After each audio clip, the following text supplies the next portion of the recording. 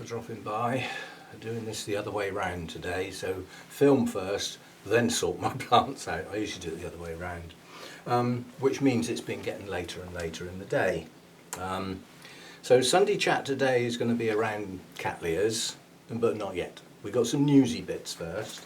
A lot of you will have seen the video of me going to have a look at Derek's plants, and we had a look at the ones I brought home. And I chatted to Ken, and at that point in time he was adamant that the plants need to go to Orchid Society members because that was Derek's wishes. But there comes a point where they're not gone yet and nobody else is going to come. You see what I mean? And that point, I believe, is going to come tomorrow. As far as I know, the last person who's booked in to come and take some plants away is coming tomorrow. I'm going again tomorrow as well. I will have a long chat with Ken about stuff. The first thing is that he's changed his mind, and as from tomorrow, for a small donation to the Orchid Society, you can come and take away as many plants as you like. Emphasis on you can come and take them away, which means you will have to get off your whatnot and come and get them. And if that means a pretty long drive to get what is virtually free orchids, well, you know, where else are you going to get them from? Ask yourself. Yeah? So there's orchids to go at Ken's place, but come and get them. Also, back during last year, we had the saga with sorting out Jeff's stuff, which was numbers-wise a vastly bigger collection. There's probably a couple of thousand plants in Jeff's. Now we were lucky there because once the two societies, because he was a member of both, so two societies came and helped themselves for a donation, and at the end of the day a trader took the rest, so they're gone. And that was over and done with, sorted. That's good. The problem we've got is that all of the kit out of Jeff's place, that's on the very front of my video. Yeah, I just panned round the tent with the kit in, just a quick look basically. Right, first thing, I'm going to ask Ken if he doesn't mind. If he wants to get rid of it, he's going to have to do a bit. I need a list, and if I get a list, it can go on the Facebook group and it can come on a video, and then everybody knows what's there. He's quite happy to wrap stuff up and post it, postage at cost, but the deal with the kit is it actually belongs to Jeff's family. Yeah, so it's not like the plants, just get them out of the way. The family expect a return on them, and in Ken's mind he expects to get reasonable prices for them, which is why I want to chat with him tomorrow and just come down to earth basically, because in my opinion, if you want to get reasonable prices for this kit, you're going to still be sat on it in 5 years' time. Because firstly, you're not advertising it, nobody's getting to see what's there and get choices. So I need a list, and I need him to be a lot more flexible, because 10 quid and that unit gone is better than waiting for 100 quid and it sits there for 5 years. Yeah? The family don't know what it's worth, so I'll have a chat with Ken about the kit. And if I can get a good idea of what's there, some kind of list, even better, and then I can put that out. You know, and then it's like Marius has just been to pick up the dendrobiums, and let me just turn that off. Oh, I'm surprised that's kicked in with the door open. Oh, wrong switch. What we need to do is this. Should shut it down. There we go. Right. Silence reigned. Yeah, so if I can get some sort of list together, I can put that out on via YouTube and via the Facebook group.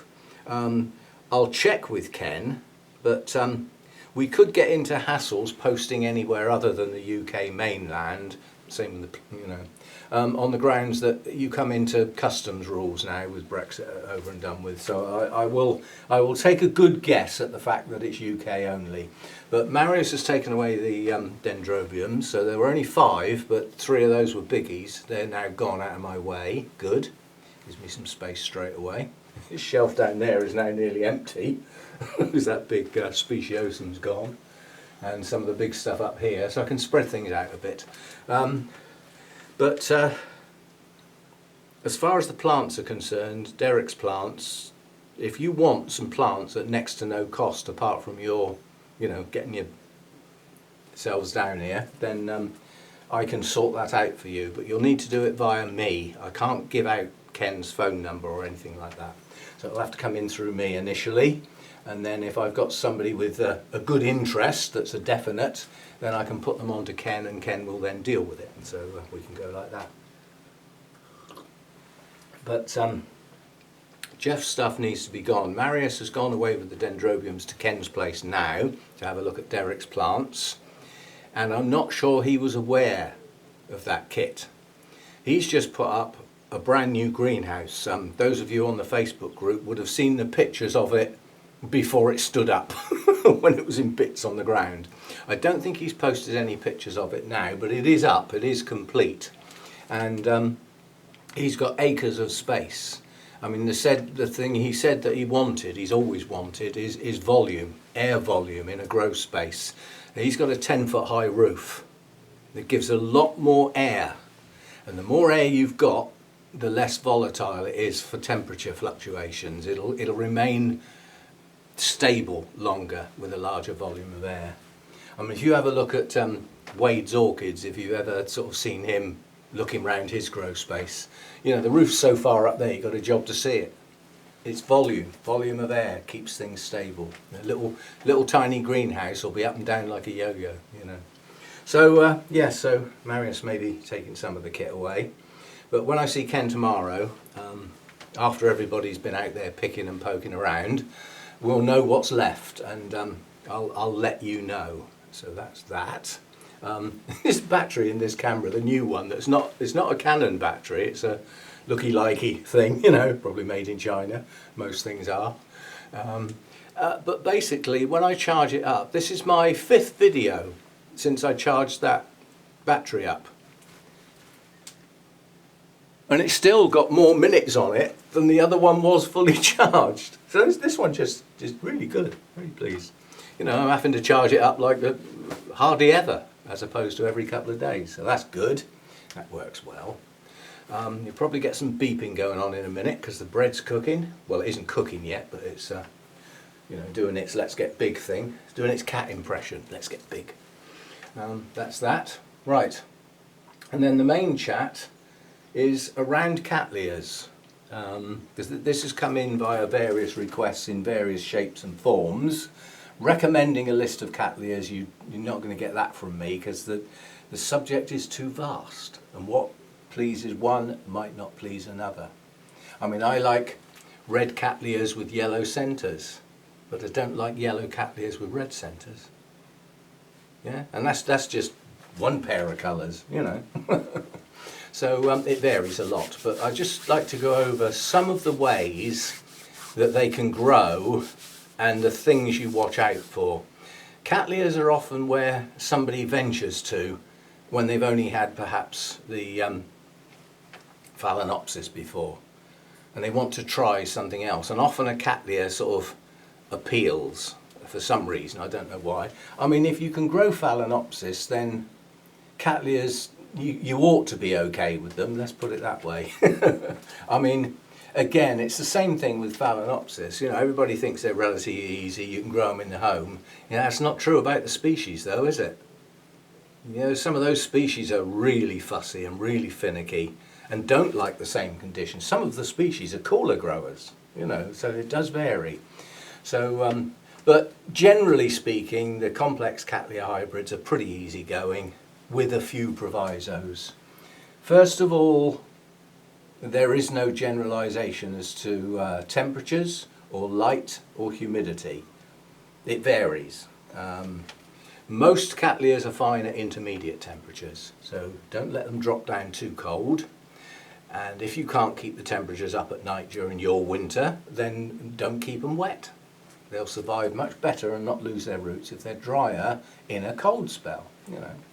Better not to let them get too cold. But some Cattleyas are cool growers. And you need to know, these are the first things you need to know is what have you got. Now if it's a hybrid, it might even be a no ID, but you ain't going to find that out. You might be able to get somewhere near it if it blooms for you, or if it's in bloom, but I wouldn't spend too much time scanning the internet looking at Cattleya blooms trying to find a match for yours. You'll go old and grey before you find a match, I suspect. There's just too many, far too many. But if you're nearer the species, got a primary cross with a hybrid or a primary cross itself or the species, then you can look them up. You've got those that require highlight, heading up towards Vanderlight. Most of them you could say like good light, and some will tinge their leaves a bit if it's too bright. So they're just a bit lower than that. Yeah. But there's no, as far as I know, there's no shady ones, So, and they're not down the montane forest route. They don't come into that category. So you're not looking at ridiculously high humidity and shady. They're not that type of plant. They're more in the open space type environment. Some of them even get direct sun as part of the day. Yeah. I remember seeing, I think it was Brad was on holiday somewhere, and there was a Cattleya type on a telegraph pole, the pole with the wires coming out at the top, and it had grabbed hold of that and had grown nearly all the way around it. It was in full sun all day long, and it was in bloom, So anyway, the important thing about Cattleyas really is the repotting. Now they grow well on mounts. They do pretty good on a mount. It's their natural form, growing on a mossy branch somewhere. The light you will have to work out by devious means. You'll have to look it up. If it's a species, you can find out its requirements. Primary, hybrid, average the two. Yeah. The dominant one in a hybrid, the dominant characteristics are normally the seed parent rather than the pollen parent. It's not always. There's never any hard and fast rules with orchids. Anyway, if you mount it, then you can forget about the repotting thing unless the wood starts to rot, in which case you'll have to have a go at it. But if you're into pots in any shape or form, then at some point you will probably need to repot it. Unless you use inorganic materials, in which case probably not. The time you get to repot that is because it's outgrown the pot. Which is brilliant, because it can stay in there for as long as, and not disturb the roots.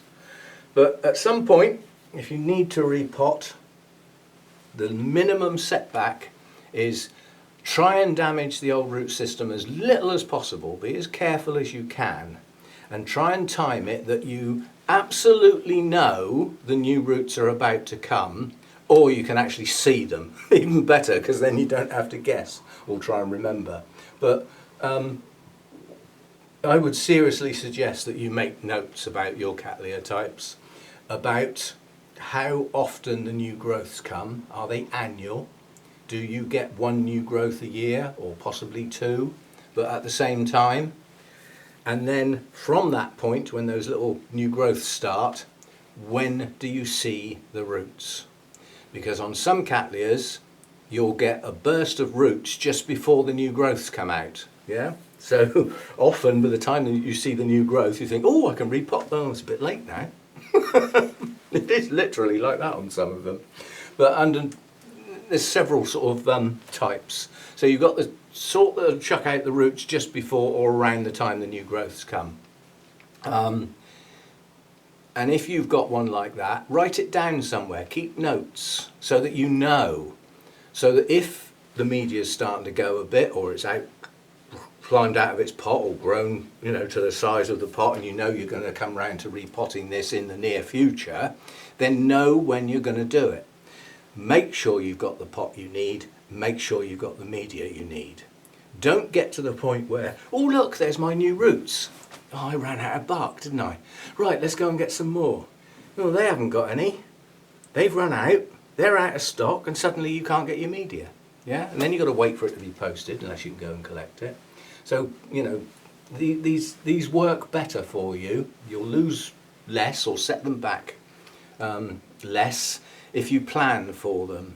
So we start with new growths and roots, or roots just before. Then there are others that produce their roots as the pseudobulbs start to form. So it's not a fully mature pseudobulb with a fully open leaf. It hasn't got that far yet, and then the roots start. And then there are others that will push out their roots when the bulb has matured fully. So when it's up to full size, the leaf, or leaves if it's more than one, are fully open, then you'll get your roots. And then there are others where the roots seem to be that way, but not quite. And you think, well, mine's a bit different. Yeah, it could be the blooms. Yeah? Because sometimes roots are as a result of the blooms finishing. Yeah? And that might coincide with a new growth coming out, but some years that new growth might not. It might be late, it might be retarded, environmental differences, and yet the roots still come. It could be because the blooms have finished, and that's triggered the roots, followed often by the new growths. Right, so get to know your plant. Now when it's new, you won't, yeah? But if you look, you might be able to find this out, but this bit is never documented. You never find this written down anywhere. They'll say make sure that your new roots are growing when you repot, and don't damage them, don't break all the tips off, or you've got to wait another year for another set, possibly. But yeah, get to know your plants. Now when it's new, you won't. So as soon as things happen on your Cattleya, make some notes. It doesn't have to be elaborate. It can just be a couple of sentences in a flip-up notebook. The old-fashioned one with a pen, or even a pencil. But keep the tabs on them so that you know what to expect. And historically as well, it's quite nice. Bloomed in April, blooms lasted 4 weeks. Next year, bloomed in May, 2 extra blooms. Blooms lasted 4 to 5 weeks, just so that you've got a feeling, and eventually your plant will settle down into a routine and it becomes predictable. Then you get bored with it, give it to somebody else and get a new one in because you like the challenge. Right, then we get on to rests. We don't normally talk about a rest when we talk about Cattleyas. As soon as you mention the word rest and orchids, everybody goes, oh, dendrobiums, winter rest. Yeah, well, there's a lot of plants take a rest. A lot of orchids take a rest, not just dendrobiums. And not necessarily at that time of year. Some plants rest in the summer. So, you get to know your plants. Right. Now, this tends to be more at the species end rather than the complex hybrids. Most of the complex hybrids are almost in active growth permanently in some shape or form. But with the species, a lot of them are annual bloomers, and there will be 2 forms of rest. New growth, new roots, pushes on, growth matures, puts a sheath out, maybe not, but that reaches that stage and then sits there and does nothing. It's resting. Is it growing? No. Does it need lots of water and food? No, because it's not growing. So ease right back. So you are now indirectly giving it a rest because it's stopped all growth. And then that rest on some plants can be months, and on others it can be nothing more than a few weeks. But it needs it. Yeah? And some of the Cattleya species don't perform without that break from watering and feeding. And then you get the other type that mature and push their blooms out, lovely blooms and this, that and the other, and then the blooms go and you think, oh great, now it will start growing. Might start growing soon. It's definitely going to start growing, and it doesn't, because it has its rest after it blooms. And it will sit there and do nothing for some time. To the point where you can even start getting pretty worried, It's been like that for months, done absolutely nothing. I think it's dying. No, it's not, it's resting. Well, it could be dying, but yeah. There's quite a few of the Oncidium types will rest after blooming. Some of them start their new growth while they're still in bloom. So they never stop growing. There's something going on year in, year out. And others have that distinct, I've finished blooming now, you've had all your pretty flowers and your fragrance, now I'm going to sit and do nothing for a bit. Well, while they're sitting and doing nothing, they don't need a lot of water and food. You've got to keep them plumped up, mind, don't let them shrivel, don't go mad. Cattleyas come from high light to good light. Most are in the good light category, and some like a bit less.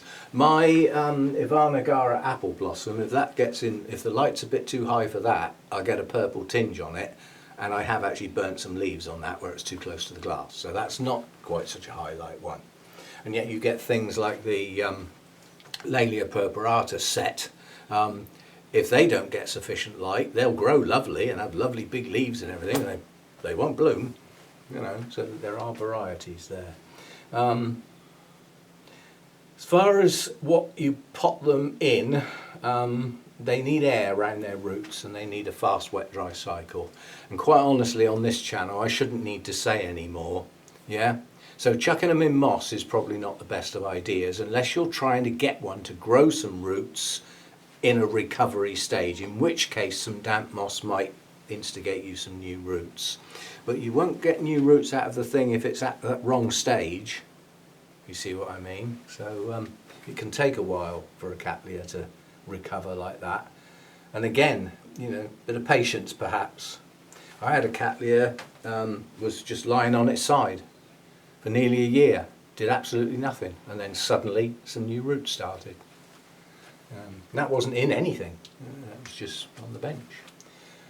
It didn't desiccate totally, obviously I've got humidity in here, so it was getting something in, but not a lot. So from very high light, Cattleya type light, Vanda type light, down into good light, which is the majority of them, some a bit less. Temperature wise, they will take heat with some humidity, that's like most orchids. And if you really do get high temperatures, you've got to put the effort in and try and get the humidity up as well. Cattleyas, it is said, it is written, have a low stomata count, and a lot of them have them on the undersides of their leaves. It gives the plant quite a bit of control. So if it starts getting a bit too hot, it will just close those openings up completely and shut itself down so that it doesn't lose any more humidity. Now that's quite a good defense mechanism, but it also means that the flow from the roots up and out through the leaves has ceased to be. So everything just grinds to a halt. It's not responding to anything. And then as it cools down, it'll get going again as evening comes or whatever. If they get too cold for the type, they will probably slow down and or stop. But in most cases will survive okay, but you could upset their annual cycle by giving them a pause when they shouldn't have one, if you see what I mean. So, what else can I say? Cattleya blooms, especially with the hybrids, can be pretty big. And big, under a lot of circumstances, means heavy. If you're feeding your Cattleya correctly, and a bit of extra calcium, we've all talked about calcium in the past, I'm not harping on that anymore, but needs to be there, and upping it a bit can help with the Cattleya types. And if you're feeding your Cattleya correctly, you should never need to stake the blooms, no matter how big they are. They should produce a stem and be able to hold those blooms open without them bending or kinking. And if they do, it's probably an incorrect balance of fertilizers, or just not enough, or lack of hydration. In other words, it's not getting enough into the plant to actually push that spike out and get those blooms to open. But they should be self-supporting.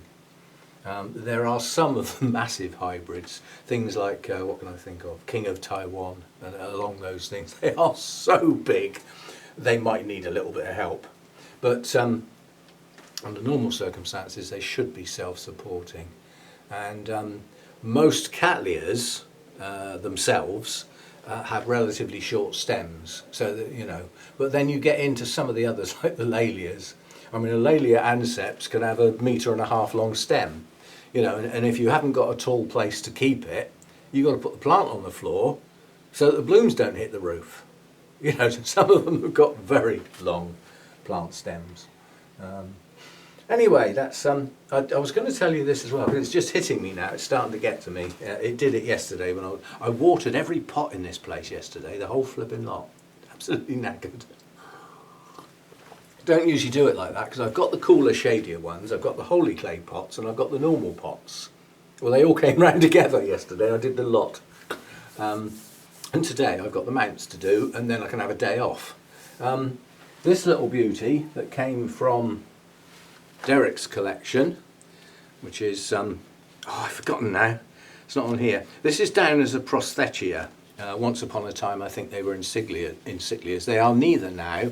It's something like Camaridium or something now, latest name for these little beauties. That little bunch of flowers, with this door open, I could smell sat in my computer chair the other end of the lounge. That little bunch of flowers is filling this place with a very sweet, sickly fragrance that after a while, I had to take this out yesterday when I was watering. It got too much and it's overridden everything. Poor old Zygo and the Spectabile, they've had it now, they don't get a look in. This is so powerful, and I know people that don't like it. Hannah can't stand it, she has to walk away. But incredibly powerful fragrance. Radiata, that one, Prosthetia radiata, is the name you'll see it most. That's the name that seems to have stuck. But apparently it's now called something entirely different. I think it was something like Camaridium. I'll put a pop up. I've got it in my notes. Blooms to come that we haven't had before. We've got this this new Dendrobium, this black hair type. The buds are coming on now. Now this will be a first time bloomer for me. They're not huge blooms, and this has done something I would never have expected of a plant like this. It was bought with these two canes, so these were existing, and both of them have got a bud on. These are old canes. This cane I've grown myself, twice as big, and that has 2 buds on. 2's not many, but it's better than none, isn't it? And they're starting to get, these are not large blooms.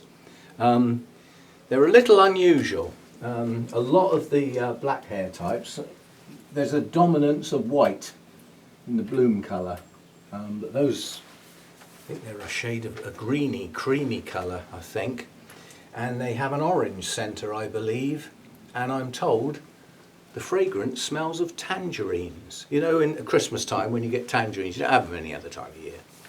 It's the only time you ever get a chocolate orange as well, isn't it, Christmas time? Anyway, when you start to peel a tangerine, that initial smell you get, apparently that's what their fragrance is like, so that will be interesting. I don't know how strong though. See, an orchid will be classed as fragrant if you have to get 1 inch away from the bloom and it has a fragrance, and 2 inches away it's gone. That's still classed as fragrant. And then there are those that can fill not only the grow room but the room next to it. I got a feeling that's what I got, because I had that once before, Radiata, but I think I gave it away, or it went in the Orchids to Go a few years back. That might have been why I got rid of it. It's just incredibly powerful, and it is a sickly smell. It's you know the sort of smell when you're cooking fudge. It's a sickly smell. If you've ever cooked fudge, I suppose. Not many will have, but it's a honey, vanilla-y, heavy fragrance. That's the way I'll describe it. But it certainly has a large tone of sickliness about it, you know, like as in, but very powerful nonetheless. So that'll be it for today. Say plants that have gone, the anosmum's gone, the hookerianum's gone, the chrysium's gone, the huge speciosum has gone, and the so-called Friedrichianum in the pot that had the cane about nearly 2 meters long. Not sure that's what that is. Mine's certainly got some long canes, but not 1.5 meters long. So they're gone. That gives me some room now, and I've got my orchids to go now. Sean, I think it is, Orchids to Go person that I'm delivering to, is taking 2 large plants and some others. And I'll be delivering those, and I'll let you know now. I've done a video on the Orchids to Go, which I've probably mentioned it in there, which will post tomorrow. It should have gone out earlier, but I've held it because other things have come up, and that's not urgent, is it? But in the Orchids to Go, we've got those that have asked for plants. I've dealt with them, that's all sorted. But there are quite a few that haven't gone yet, yeah? And as I say, I've done a video on it, so I'll talk about it then. But as far as Sean is concerned, you can be thinking about this, if you're watching, of course. As from tomorrow, Burnhams are open.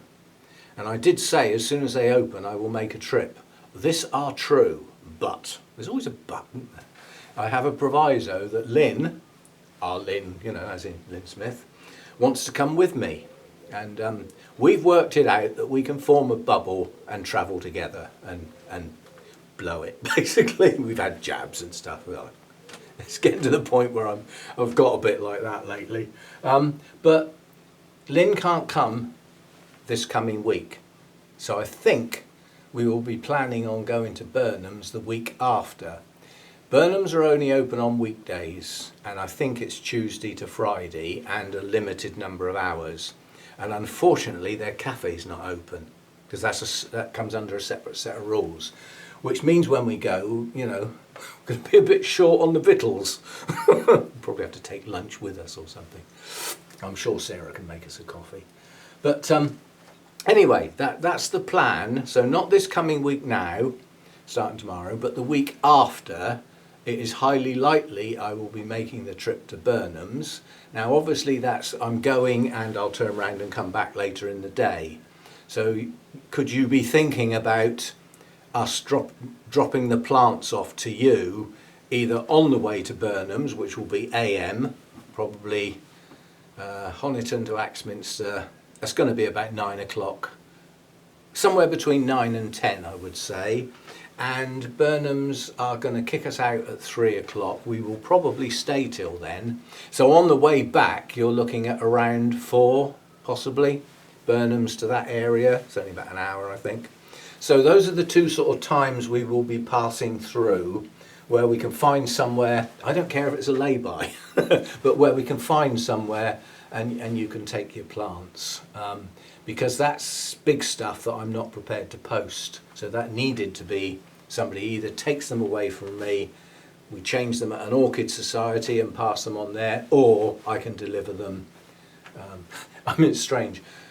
I call that area local. To me, that's just up the road. You know, anything less than 4 hours away is just up the road. I've driven all my life, so I don't worry about it. So think about that, a place to meet, not on the side of a busy main road where you open your door and you never see it again, wallop. Somewhere safe to stop and exchange some plants. We'll sort that out. That gets rid of some more biggies.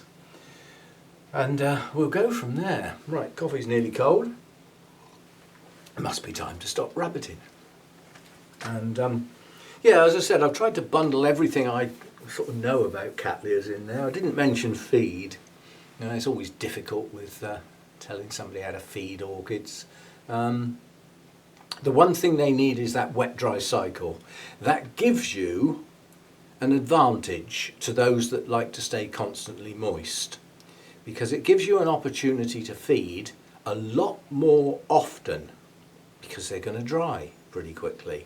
But always bear in mind, when you pour water in your pot or on your mount, some of that's going to evaporate, and some of it, hopefully, your plant's going to take up in the roots. What happens to the rest of it then? Yeah? So with things that have a reasonably fast wet-dry cycle, a good flush now and again with clean water does them the world of good, because you will get build-up, both on the media and on the roots, possibly the base of the plant where you poured your stuff over. And in the hotter weather, that happens more, because the water is evaporating away faster than the plant can get at it. if you see what I mean. So make sure you give them a good flush through now and again. And I mean, I know people, there's a guy who grows brilliant Cattleyas, actually puts on a display at one of our shows, and he feeds high. He uses the microsiemens measurements, and he said, I feed my Cattleya 500 or 600 microsiemens.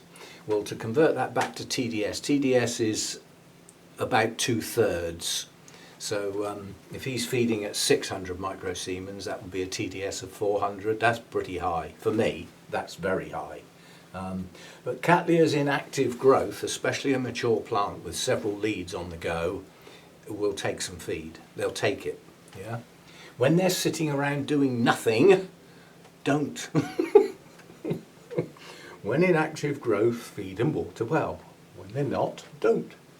Get that in there, because that is the simplest rule, and it'll apply to most of your orchids, and it will keep them alive. No soggy roots, we don't want it. I mean, I've done it, I'm probably still doing it in a couple of places, but get out of the habit. I'll see if I can get this down, it's just caught my eye really. We have a phased blooming on Jenkinsii. Well, it hasn't opened yet, but it's probably where it's been positioned because I moved it. And we have a shed load of buds, we always do, but it's phased. It's going to open from this side, which gets the most light, round to that side. And look at this end. There's hardly any buds. And that is nothing more than the curvature of the mount and where it's been positioned. Or I believe that's so anyway. So up this end of the plant, nice big buds, they'll be open in the not too distant future now. They're swelling on this colour showing here. That bud's probably going to be open in the next day or two. And then up this end of the plant, nowhere near as many blooms. Yeah, literally hardly any. I mean, there's just a couple of spikes up this end. And that's the lack of light in the winter, because it was curved away from the light direction. So this end of the plant was almost in its own shadow. And it can make that much difference on the same plant. Yeah. But it's going to be a good show again. It's this is one that if I want to put it into the virtual competition, I will take a picture of it at that angle, so that this bit round here without any blooms on is hiding. You can just see the bit with all the blooms on. Anyway, we've got that to come. Not too distant future. As I say, I've got a feeling one or two of those blooms are going to be open in a day or two. Possibly even tomorrow. And this oncidium thing up here, this should be open very, very soon too. I'm not counting them. I can see one, if you look at how many buds are on this thing, I can see one bud that's blasted at the moment, this bright yellow one down here, that one's gone. Oh dear. But look at it. I mean, I can't, this was in bloom when I got it. It was a totally rootless plant with a flower spike that was open. It was a very strange thing to get as a gift. Came from Zana. And this is in fact Oncidium, what's it called? Chrysomorphum, this one. And it's blooming from strange places. 4 spikes at the same time, which I'm very surprised at. And the number of blooms is going to be a lot, to say the least. But even though it was in bloom when I got it, and I've probably, I must have a picture of this. I'll post it. I'll do a pop-up of the picture. Unfortunately, even with the picture, you won't get the size. And I can't remember how big these blooms are. You know, are they sort of, you know, dancing lady, whatever it's called, sweet sugar, or I can't remember what that flipping thing is called. I've got one up there, sweet sugar, I think it is. Is it that sort of size? Is it Tolumnia size? Is it even smaller? I just can't remember. Not a clue. So I don't know how far off opening this is. I haven't got a clue. Could be weeks away. Could be days. Don't know. But I'm pretty confident it's going to be quite a show. And although I don't like staking, this had to be. Because if these arched in 4 different directions, it would take up a whole shelf, which I can't afford that amount of space for one plant. And having staked it, if they all come out at once, then that will be my entry for the VTD. Because for that species, that's probably classed as a pretty good blooming. If they open in time.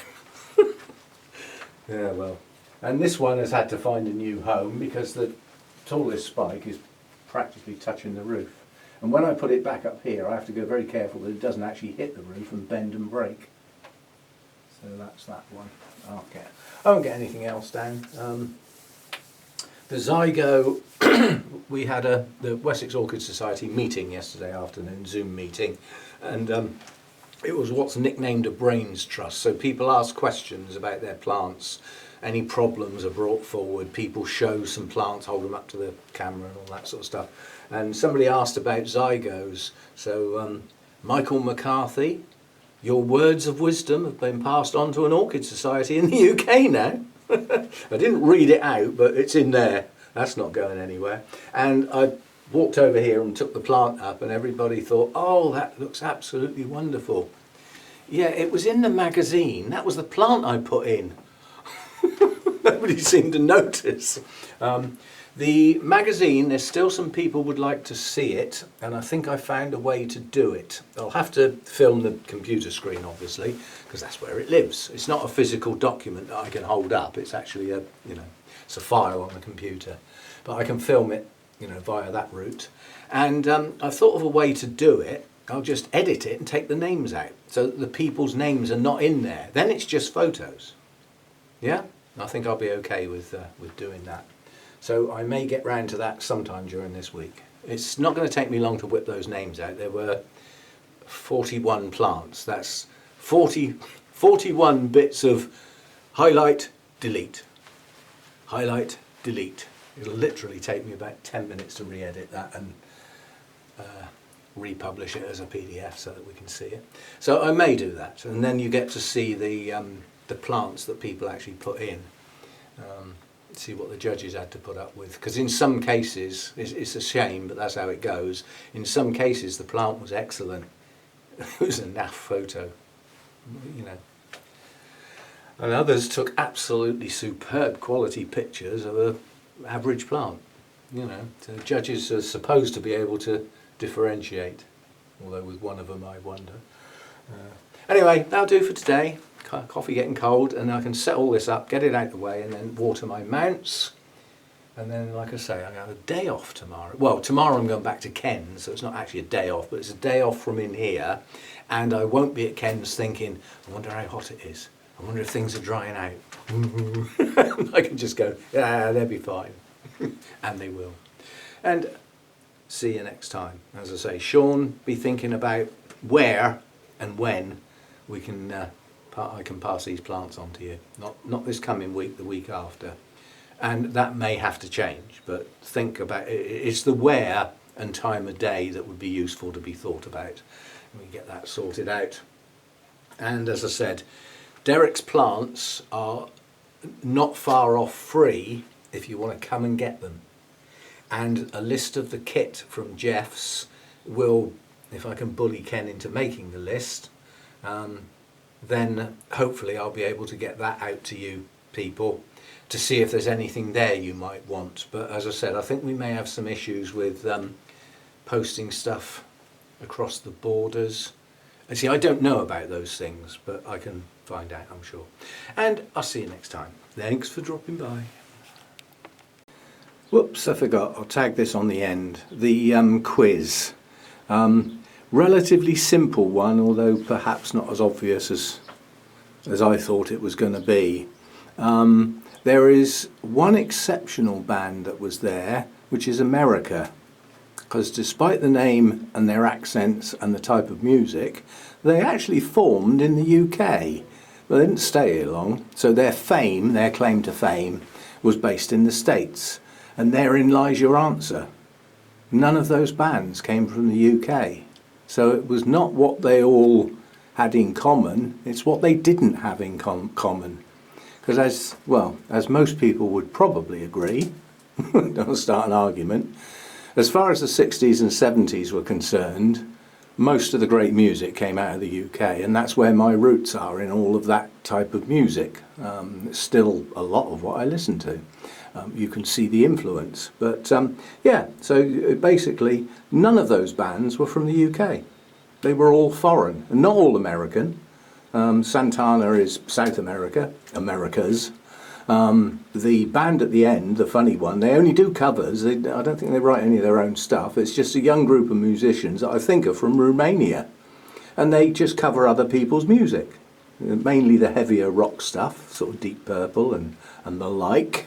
And they play in unusual places, like on a railway line and next to the car dump. It's just, I can't even think how I came across that. But anyway, that was just to tag it on the grounds that they're not from the UK.